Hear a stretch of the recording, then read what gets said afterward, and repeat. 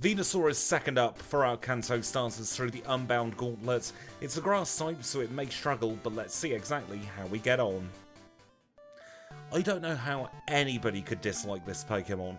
I really like the Bulbasaur line in general, and I think Venusaur has stood the test of time as a fantastic design for a starter Pokemon. What's not to love? It's a cabbage stapled to a frog. There really isn't any much more to the design, but it is a wonderful Pokemon. Now, unfortunately, we have the grass type in Johto syndrome with this Pokemon, but honestly, we don't actually have that terrible stats. So let's take a look at them now and see exactly how we will fare. We are, of course, starting at level 5, this time with 24 HP, holding a berry with Tackle, Growl, Leech Seed and Vine Whip. 14 in attack and defense, 16 in the specials and 14 in speed. We've seen how Charizard fared, now it is time for Venusaur. If you have missed the Charizard video, I would recommend going and watching it because there may be spoilers for that video throughout this one. Now, I think Venusaur is going to have a slightly tougher time than Charizard just because of its typing. The grass type is not great in Johto, especially early game, but we will still give it a very solid try. And of course, after Venusaur, we will be running Blastoise as well. So if you don't want to miss any of these challenges or any of the other challenges we're going to be doing together here on the channel, make sure you are subscribed with the notification bell on and restricted mode off. And with that, we have made it to Mr. Pokemon, so I'm going to do a little bit more leveling, and it'll be time for Rival number 1. Now, I think the key to this challenge is going to be playing very sensibly and very carefully. We need to make sure that we don't get knocked out. So we are going to play a little bit more cautiously than normal. We're going to do a little bit of extra grinding than normal. And for instance, right now we've got 10 of our Vine Whips. So I'm going to go up here and I'm going to expel all of those on a bunch of Geodude. On that little training session, I actually ended up encountering 3 Phanpy back-to-back, which, if my maths is not mistaken, is roughly about the same chance of getting a shiny at full odds in generations 2 through 5, so that was kind of cool, but not really meaningful for the course of this challenge. But now we have named the rival triple question mark, let us start heading towards Violet City. And now, after spending a little bit of time doing some more training, we're going into Falconer at level 14. Hopefully this will be just the trick to give us plenty of HP to survive. Gust is still going to do a fair amount, but it's not doing enough to get us knocked out. It's doing between 9 and 10 each turn. So we do get through, perhaps slightly overcautious, but I'm still very glad that I did that training. 825 for the Zephyr badge. That means we get the call from Elm that we'll ignore. We'll go straight into the Pokemon Center. We will grab the egg and deposit it, never to see the light of day ever again. And then it will be time to go through Union Cave to get our first HM friend. And now that we're outside the other edge of the forest, we can go and catch Kenya. I took full advantage of the hikers all having Pokemon that were 4 times weak to grass. So we did a little bit of training there. We've caught out Kenya the Spearow. Kenya is going to be helping us out with Fly throughout the course of this challenge. And it's a pleasure to have Kenya on the team. Let's unpause the timer, I'll do my shopping, and then we'll pause the timer once more to catch Psyduck and Paris. And so we are pausing at 11:46 to catch the HM friends. First up is Psyduck. Psyduck's going to be helping us out with Surf, Strength, Whirlpool and Waterfall. And second up, of course, is going to be Paris. Paris has the job of helping us out with Cut, Flash, not Flash anymore actually, we do Flashless, with Cut, Rock Smash and Dig. And it is a pleasure to have them both in the party again. Let's now head into our second gym. And with that, we find ourselves in front of Bugsy. He is our second gym leader together. He is, of course, a Bug-type specialist who's going to lead with Metapod. We don't have anything great for this gym. We've just got to hope for the best, I reckon. Metapod goes down fairly easily. We're going to have to tackle the Kakuna, though. Thank goodness we're part Poison-type, because that does give us a resistance to the Bug-type. And it also does give us no way of getting poisoned. So we're not going to get Poison Stinged at the very worst. I think giving that Scyther a bit of a nap there has proved to be quite beneficial because we get through first try.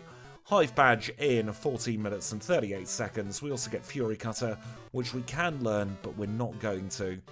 Instead, we are going to teach Mud Slap, which hopefully will be just the trick for rival number 2. In fact, let us use one of our potions here, get up to full health, and we'll see how this one goes. He is, of course, going to lead with Ghastly. Mud Slap might be a one-shot. Critical hit, we may never know. Razor Leaf, yes please, over Vine Whip. It's not 100% accurate, but it sure as hell does a lot more damage. Now, hopefully we won't get burnt by Ember here, which didn't happen. That gives us a fairly good chance of getting through the Zubat, especially because it didn't confuse us. First time Rival 2 in 15 minutes and 27 seconds. This one is very much slow and steady wins the race, but we are consistently winning the race at the moment, which is very good. Now it's that time of the challenge once again where we're going to pick up Cut from the Charcoal Maker, and we're going to ignore it for our purposes because we're going to get Headbutt. It's an option. We don't have a great normal type move at the moment. We are absolutely going to be taking Headbutt. So let's teach Cut to Paris. We will use the Repel, and we will get through the rest of the forest. And apologies if my voiceover is slightly different today. I meant to mention this at the top of the challenge, but unfortunately I chipped my tooth eating something a little bit earlier on, and so I'm in great pain at the moment, and also my mouth feels funny in general. So hopefully the difference in voice won't be too bad, and I'll be able to get it sorted fairly soonish. Let us now catch ourselves our Abra, and that will be completing the HM Friends for another challenge. And with that, we can make our way in to Goldenrod. And in the National Park, we are going to grab ourselves the Quick Claw. Not 100% sure we'll need it, but we only have base 80 speed, and that could slow us down a little bit. Of course, we get scammed by an encounter because I barely touched the grass. I do want to take on Pokefan William here with his Raichu, because Electric isn't going to do too much against us, and that is a whole chunk of stat experience. And once again we get Ladybird. That Ladybird line really is following me around today. Let us now though go into the back of the National Park. We'll get Dig, and we'll go back to Goldenrod to think about Whitney. And now we find ourselves in front of Whitney. She is our third gym leader together, a normal type specialist who leads with Clefairy. We're going to use Razor Leaf, and we get a critical hit against Clefairy. And we double crit, 2 one-shots. Absolutely perfect Whitney battle there. Let's get our badge and let's leave. That was more luck than judgment. 20 minutes and 44 seconds for the plain badge. And now that we have the plain badge, that does of course mean we can get the Squirts bottle from the eavesdropping so-and-so here in the flower shop. And we can start thinking about heading towards Ecruteak. Now I'm in a bit of a quandary here in Ecruteak, because it could make sense to actually go in the Pokemon Center here and get ourselves Hidden Power Ice for the gym, but I'm not 100% sure. That Flareon Burning Me has just made the decision for us. We are going to set ourselves into the Pokemon Center here, and then we'll go and get Hidden Power now and come back and do the rest of Ecruteak. Sometimes the game makes the decision for you, and that's exactly what's happened here. So let's head towards the lake. So of course here at the Lake of Rage we are going to pick up the Rare Candy. We're also going to get Hidden Power and the Detect TM, seeing as we need to go in the Hidden Power house. So it makes sense to pick that up while we are in the neighbourhood. And after that we will probably teach Hidden Power straight away. And we'll go back to Ecruteak. We'll finish off the Kimono Girls and then think about where we want to go from there. So let's now teach Hidden Power to our Venusaur. We're going to say goodbye to Leech Seed. I love Leech Seed, but I don't think it's suitable for a challenge run really. We'll teach Rock Smash to Paris at the same time.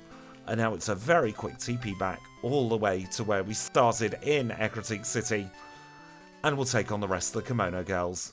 And now in theory the hardest Kimono Girl for us will be Sayo here with her Espeon. But I'm hoping Headbutt will be a one-shot. There we go. Level 30 acquired. We will pick up Surf from the man staring at the stage.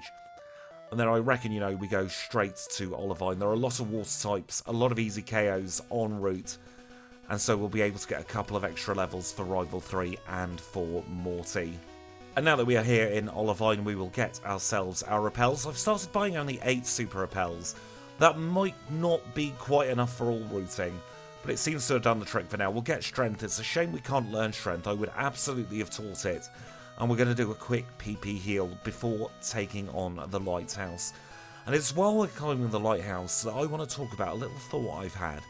And does anyone else feel like that grass, not just because of Johto's curve and the way the types work out, but grass in general, out of the starters, has always had a bit of a rough time? It doesn't get that high-powered move with no drawbacks that fire and water both get.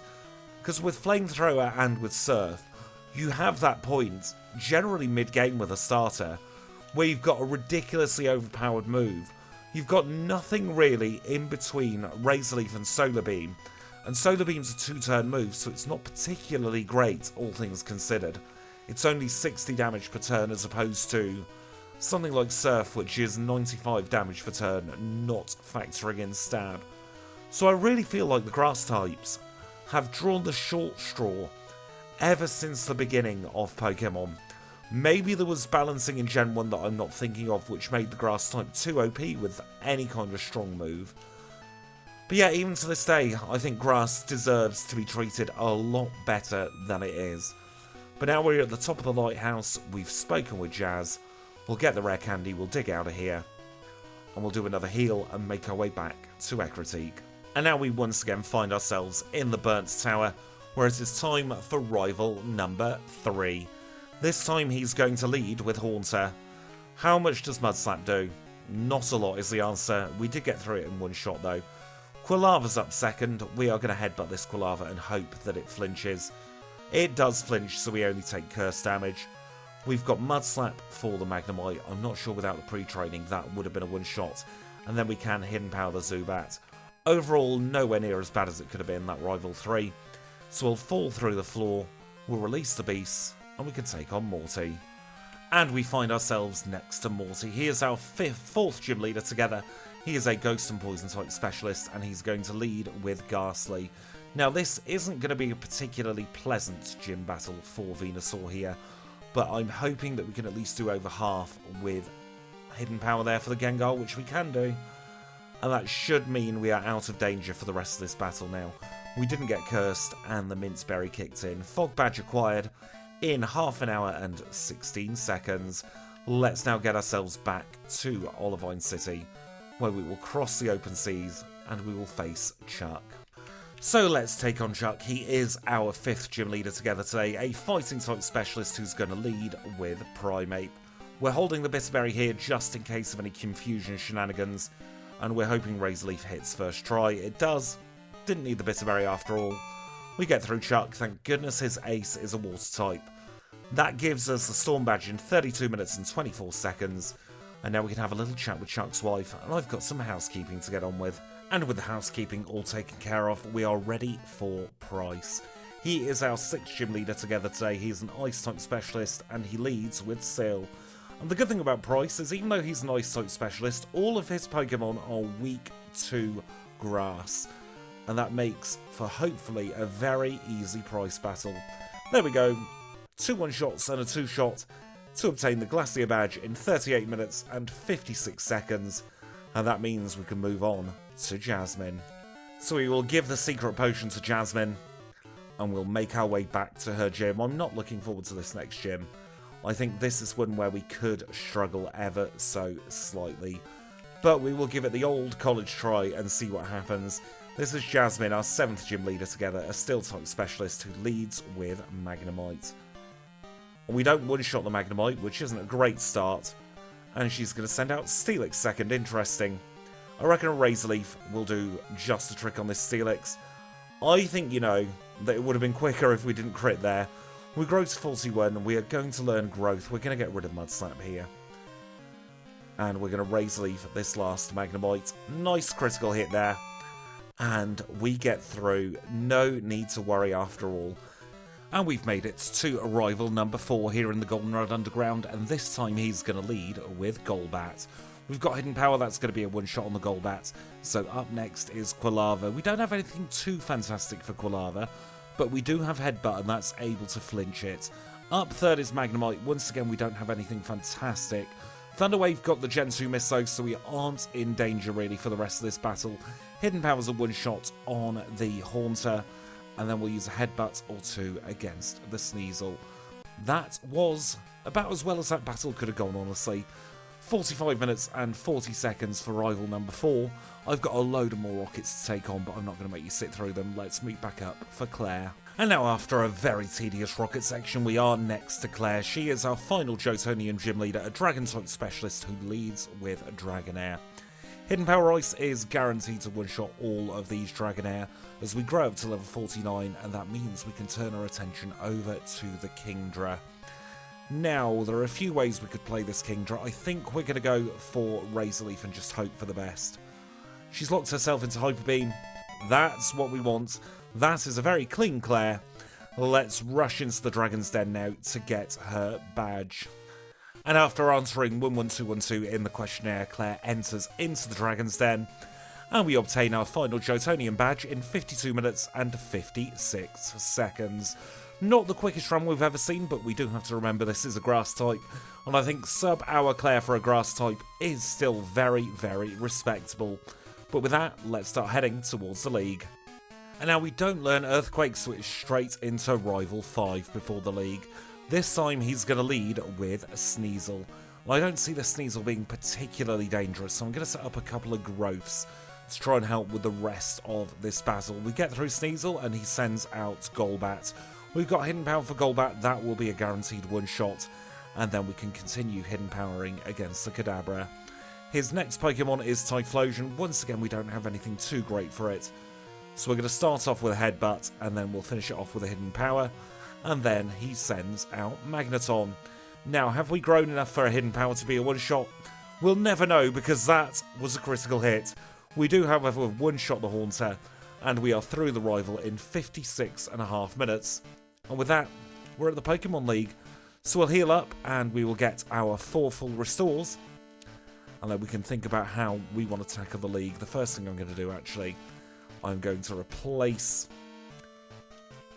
the Scamulet coin, rather, with an Evermelt Ice. And let's just go straight into it. This is Will. He's our first League member. He is a Psychic-type specialist who leads with Xatu. We've got Hidden Power for the Xatu as we grow up to 52. He sends out Jinx next. Jinx has no physical defense, but actually has enough to survive a Headbutt. Goodness me. That was a bit of a shock. We'll have to make sure we play the rest of this battle incredibly cleanly now. That involves one-shotting both Executor and the other Xatu. And then Razor Leaf should get close to a one-shot here. Not quite a one-shot, but enough to finish Will off. 57-24 for Will. Let's move on to Koga. So let's see how we get on against Koga. He is our second Elite Four member. He is, of course, a Poison-type specialist who leads with Ariados, and I'm assuming this Ariados is just going to keep double teaming. So we'll take advantage of that, and we will just eventually hit it with a Hidden Power. Spiderweb's absolutely fine. He's played himself. He withdrew. All that double teaming is meaningless. It's for nothing. That makes this battle even easier than it would have been. Synthesis, no thank you. I don't think we'll be needing to recover HP. I think it's just going to be one-shot City now. Even against this fortress, we've grown up enough to get the one-shot. And it's a one-shot with Muck. Very, very simple Koga battle, all things considered. That means we can move on to Bruno. I'm just going to quickly Ether on our Hidden Power. And I think we're going to do pretty much the same thing here, because that Hitmontop's likely to go underground. So that gives us a couple of free turns of the old growth. And then when we're happy, we'll just Hidden Power. I'm using Hidden Power over Razor Leaf, by the way, just because it's 100% accurate, as opposed to Razor Leaf's 95% accuracy. So it's much of a muchness either way for a lot of these anyway. So we might as well go for the more accurate move. There we go. Once again, growth saving the day. Bruno defeated. We can move on to Karen. Karen prep done. We've got the Bitter Berry. We've used the HP up. And we've full restored. Let's see how we get on. Sand attack isn't great here. We're just hoping to get our attack really buff. And then we'll try for the old sweep. Confuse Ray happened there. That's why we were holding the Bitter Berry. Now, I think we're still going to have to headbutt this Houndoom. She gets herself in a healing loop. Remember, we are at -1 accuracy, so we do need to play a little bit carefully, but we're not going to get paralysed for the rest of this battle now, and that's kind of big. Curse is fine, because we hit on turn 2. No Destiny Bond either, that's absolutely brilliant. That was about as smooth as we could expect Karen as well.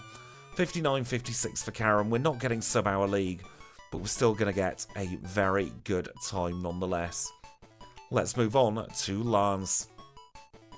Lance is, of course, the liar with the flyers, and he's going to lead with Gyarados. We're going to take full advantage of this Gyarados as well, because it's got really nothing that can hit us. Even Hyper Beam and Flail don't do that much. So we will get our special attack up, and then we'll get to sweeping. That really is how we're going to have to play Venusaur. We don't have the type coverage to not be able to set up most of the time.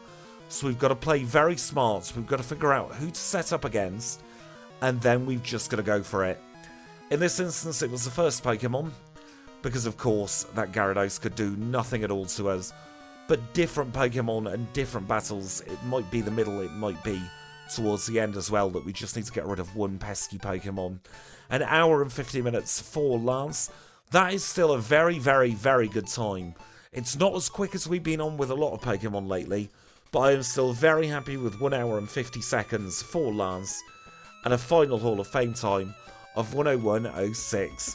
Let's take a look at the midpoint leaderboards. And on our Unbound challenge, unfortunately, we are on our own there in 11th place. And then on the overall leaderboard, we are clocking in at 51st place. Not too bad considering with the grass type.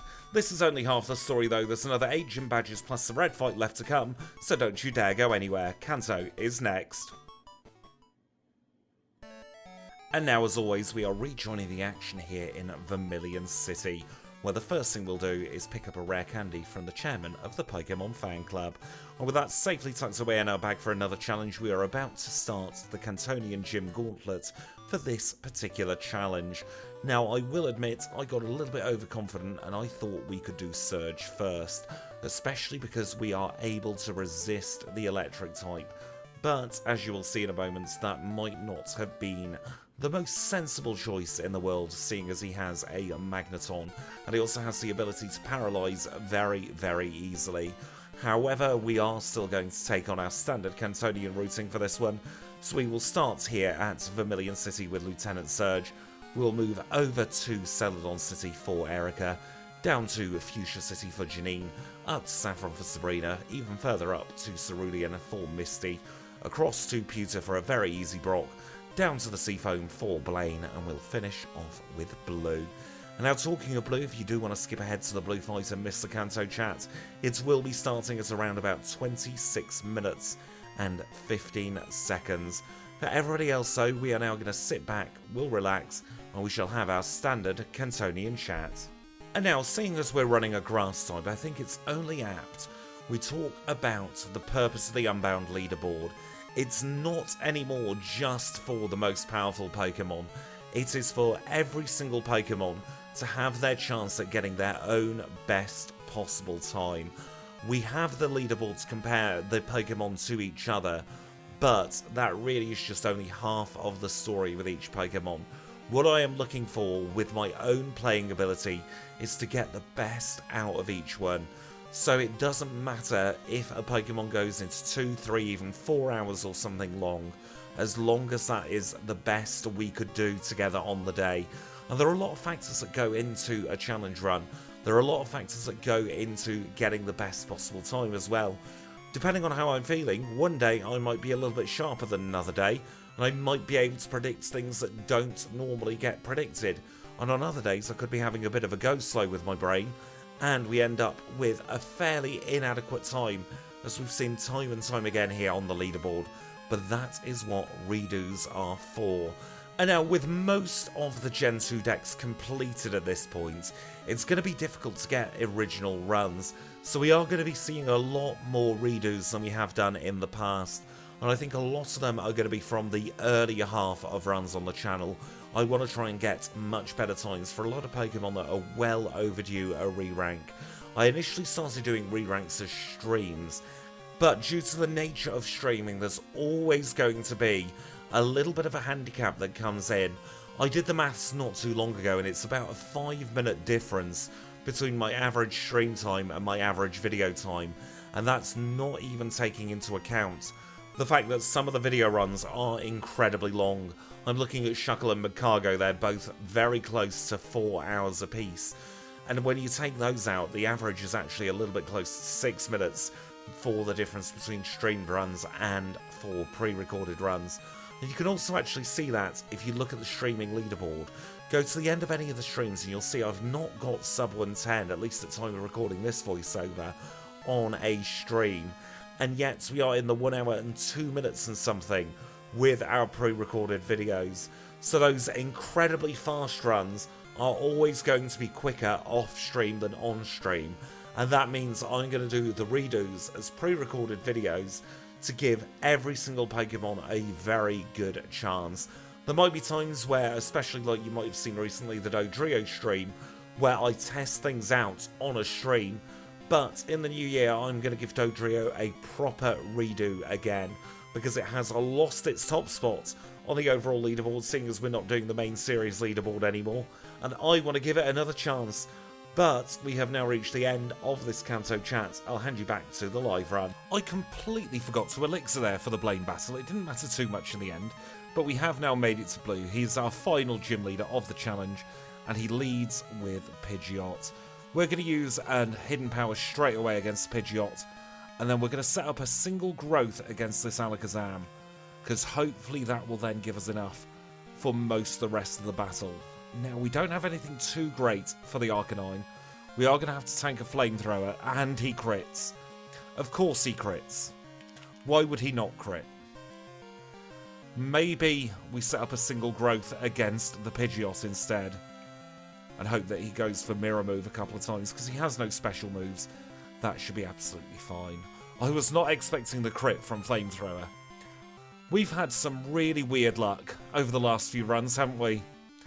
Where things have just gone a little bit strange. He didn't crit that time. That's what was supposed to happen. Let's move on to Gyarados.